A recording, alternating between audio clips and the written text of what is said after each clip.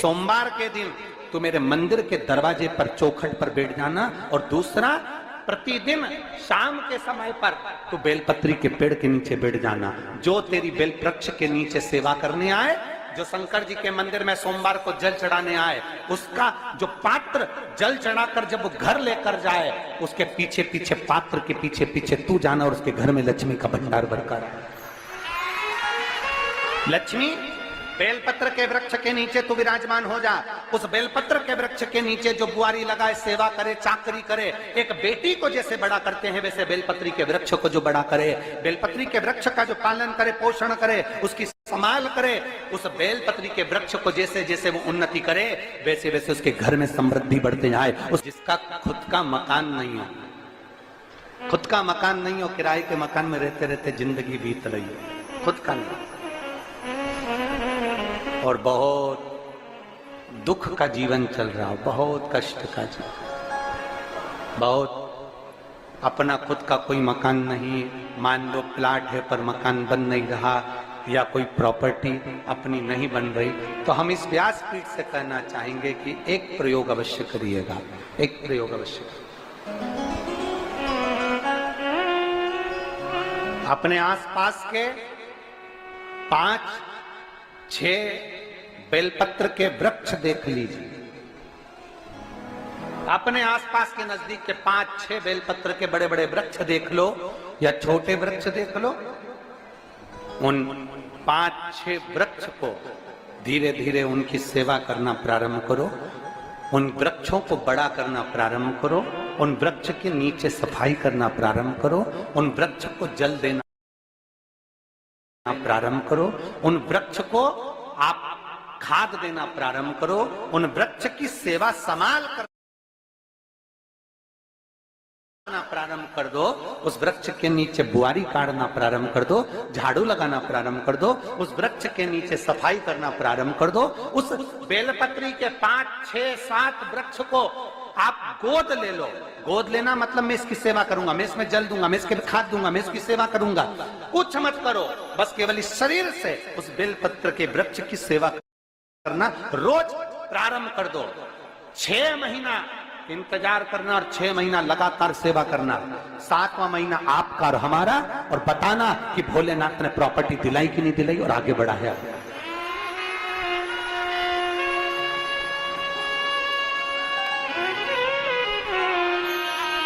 एक बेलपत्र का वृक्ष जिसके नीचे माता लक्ष्मी विराजमान होती है, एक बेलपत्र के वृक्ष के नीचे लक्ष्मी रहती है। दुनिया के लोग कहते हैं लक्ष्मी जी का दिन कौन सा है, बोलो जम के जल्दी से। शुक्रवार। दुनिया के लोग कहते हैं लक्ष्मी जी का दिन शुक्रवार है, पर माता लक्ष्मी से पूछा जाए कि तुम्हारी माता ख्याति देवी नारायण भगवान के साथ तुम्हारी शादी नहीं कर रही थी, शंकर को लक्ष्मी दे रही थी, तब तुमने भगवान शंकर से विनती करी, भोले बाबा मैं नारायण से प्रेम करती हूँ, भगवान नारायण से मेरा विवाह हो। तो माता ख्याति देवी से शंकर भगवान ने विनय कर कर कहा कि लक्ष्मी जी का विवाह नारायण के साथ कर दिया जाए।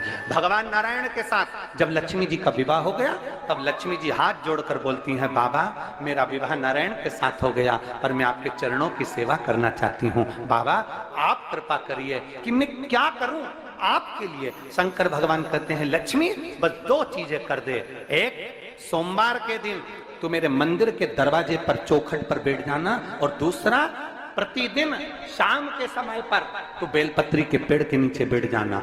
जो तेरी बेल वृक्ष के नीचे सेवा करने आए, जो शंकर जी के मंदिर में सोमवार को जल चढ़ाने आए, उसका जो पात्र जल चढ़ाकर जब वो घर लेकर जाए, उसके पीछे पीछे, पात्र के पीछे पीछे तू जाना और उसके घर में लक्ष्मी का भंडार भरकर। लक्ष्मी बेलपत्र के वृक्ष के नीचे तू विराजमान हो जा। उस बेलपत्र के वृक्ष के नीचे जो बुआरी लगाए, सेवा करे, चाकरी करे, एक बेटी को जैसे बड़ा करते हैं वैसे बेलपत्री के वृक्ष को जो बड़ा करे, बेलपत्री के वृक्ष का जो पालन करे, पोषण करे, उसकी संभाल करे, उस बेलपत्री के वृक्ष को जैसे जैसे वो उन्नति करे, वैसे वैसे उसके घर में समृद्धि बढ़ते जाए, उसके घर में वैभव बढ़ते जाए। ये शंकर भगवान माता लक्ष्मी से करे, भगवान शिव माता लक्ष्मी से करे। तो भस्म, अगर शिव के मंदिर में भस्म मिल जाए, शंकर पर चढ़ी हुई भस्म अगर मिल जाए तो, और अगर भस्म ना मिले ना, तो शंकर के जो शंकर भगवान का जो शिवलिंग है, शिवलिंग के आसपास में जो जलाधारी है, यहाँ अगर भस्म ना मिले तो इस जलाधारी पर अपना हाथ स्पर्श कर कर अपने तन पर उसको लगाकर जरूर आओ। भस्म एक शंकर पर चढ़ा हुआ जल, दूसरे नंबर पर है शंकर पर चढ़ी हुई भस्म। ये दो स्पर्श जरूर, स्पर्श। एक भस्म का एक बड़ा सुंदर चरित्र आता है। दूसरा, जिस भूमि पर बैठकर कथा सुनो उसकी रज को अपने मस्तक पर थोड़ा सा लगाकर अवश्य जाओ, तो जीवन का एक आनंद है। और शंकर के मंदिर में जाओ तो दो चीजें अवश्य लेकर आओ। पहला, शंकर जी पे चढ़ा हुआ, जम के बोलो, जल अवश्य लेकर आओ, क्योंकि जब तुम जल लेकर आते हो, पात्र लेकर आते हो, तो मेरा महादेव लक्ष्मी जी को तुम्हारे पीछे पीछे तुम्हारे घर तक भेज देगा। चढ़ी हुई बेलपत्र मत खाओ, लोग कहेंगे शंकर पर चढ़ा हुआ ये मत खाओ। हम इस व्यासपीठ से निवेदन करना चाहेंगे कि आप अगर दिल रखकर अपने बाबा से कहोगे ना, तो बाबा पर चढ़ा हुआ जो जल है ना, वो जल साधारण नहीं रहता। मेरा भोलेनाथ जब दुनिया को अमृत देता है तो तुमको भी अमृत दे देता है। दो चीजें कभी मत छोड़ो। अगर मंदिर में गए हो तो दो चीजें कभी मत छोड़ो। कथा में गए हो तो दो चीजें कभी मत छोड़ो। एक, कथा श्रवण करना। दूसरा, जहां कथा बैठकर सुनते हैं वहां की रज को अपने मस्तक पर लगाना। कथा सुनने के बाद आप यहां से जाओ, भले दरी बिछी है, आसन बिछा है, कारपेट बिछा है, उस पर अपना हाथ फेर कर उस रज को अपने मस्तक पर जरूर लगाओ। क्योंकि शिव पुराण में, भागवत पुराण में, स्कंद पुराण में, कुर्म पुराण में, नर्मदा पुराण में, लिंग पुराण में, नारद पुराण में, ब्रह्म वैवर्त पुराण में, जितनी भी पुराणे हैं, सब पुराणों में लिखा है कि जिस स्थान पर बैठकर हम भगवान की कथा को सुनते हैं, उनको याद करते हैं, जितनी देर हम उनको याद करते हैं उतनी देर वो परमात्मा उस स्थान पर बैठा हुआ रहता है। हाथ रखकर बोलना, शंकर भगवान से तुम्हारा रिश्ता कौन सा? शिव जी से आपका कौन सा रिश्ता?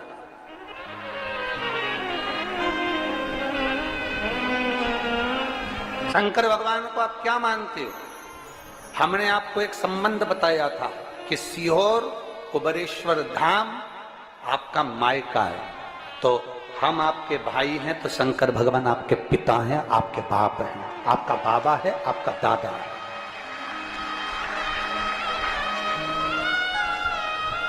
अब आपसे हम प्रश्न करें, उत्तर मेरी कुरुत की बहनें भी देंगी और मेरे जीजा उन भी देंगे और मेरी बेटियां और मेरे बेटे देंगे। आपसे प्रश्न करें, अगर बेटी को दुख होगा तो क्या वो अपने बाप से नहीं कहेगी? बोलो तो जम के। बेटी को तकलीफ है वो अपने बाप से ना कहेगी। बेटे को तकलीफ है तो वो अपने पिता से, अपनी माँ से नहीं कहेगा, मम्मी मुझे ये तकलीफ है, पापा मुझे ये दुख है, माँ मुझे ये तकलीफ है, पिताजी मुझे ये कष्ट है। क्या वो अपने माँ बाप से नहीं कहेंगे? क्या वो अपने माँ बाप से विनय नहीं करेंगे? और माँ, पिता, फिर उसके करीब में, उसके नज़दीक में जो भी होता है वो माँ बाप निकाल कर उसको दे देते हैं, माता पिता उसको दे देते हैं। माता, लोग कहते हैं कि शंकर जी पे चढ़ा हुआ जल मत पियो, लोग कह देते हैं शंकर जी पे चढ़ी हुई बेलपत्र मत खाओ।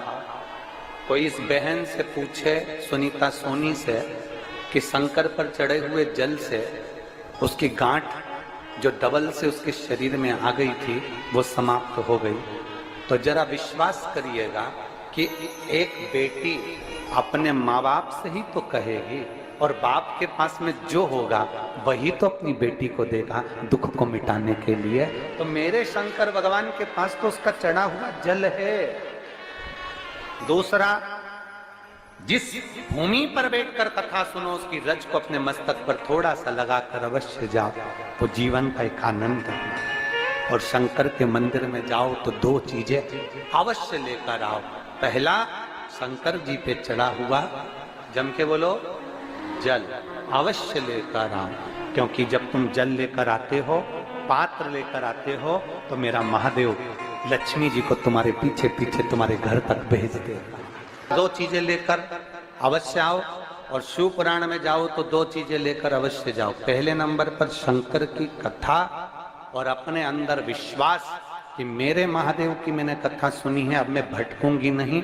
सारी दुनिया में मैंने ठोकर खा ली, अब कहीं ठोकर नहीं खाऊंगी, अब तो दरवाजे पर महादेव के जाऊंगी, बाकी किसका। दूसरा, कथा में बैठी हूं बाबा के इस रज को, ये रज नहीं है, ये धूल नहीं है, ये मेरे बाबा के कैलाश 12 ज्योतिर्लिंग का चंदन है, इसको मस्तक चढ़ाऊंगी अपने हृदय से। लाते हो आप लोग? हाथ उठाओ जरा, रख लो, बहुत बढ़िया, प्रणाम आपको सभी को, नमन। 2 बूंद जल लेकर आओ, पगला नहीं पियो तो उस जल को अपने घर में छीन दो।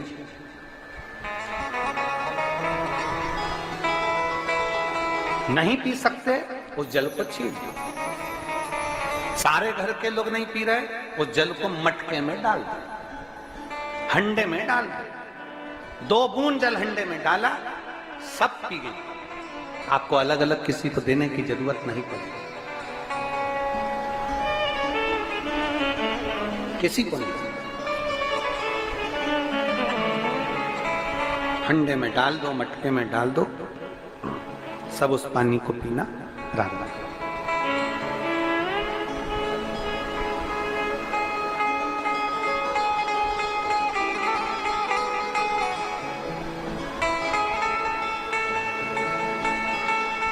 उस जल के महत्व को जो बच्चों का दर्द नहीं देख सकते,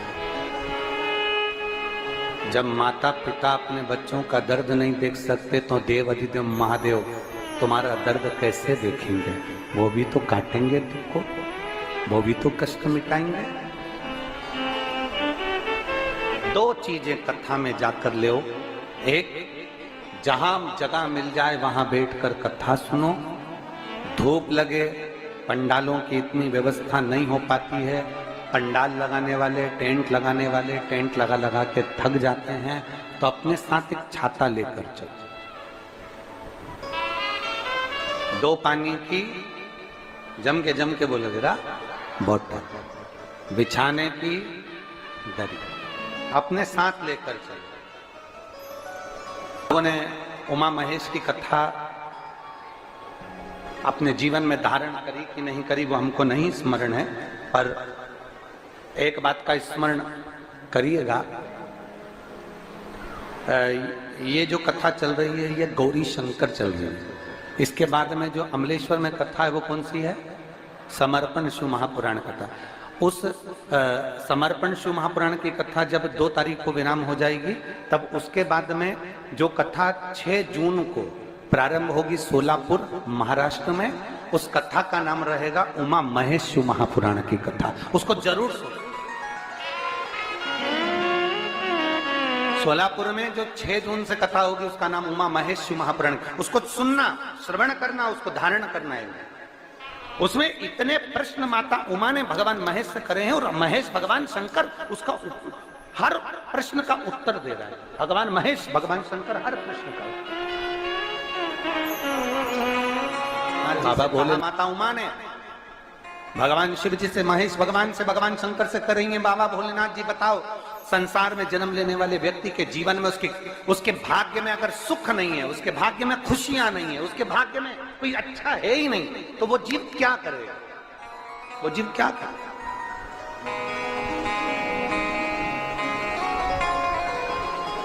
भगवान शंकर कह रहे हैं, पार्वती, संसार में जन्म लेने वाला मनुष्य अगर उसके भाग्य में सुख नहीं, उसके भाग्य में अगर खुशियां नहीं है, उसके भाग्य में अगर सुख नहीं है, उसके भाग्य में अगर अच्छा नहीं है, पत्रिका दिखा ली सुख नहीं है, कार्य कर कर देख लिया सुख नहीं है, तकलीफ उसकी जिंदगी में चल ही चल रही है, तो भगवान शंकर कहते हैं, भगवान महेश कहते हैं, उमा उस मनुष्य को दूसरे का अच्छा करना प्रारंभ कर देना चाहिए।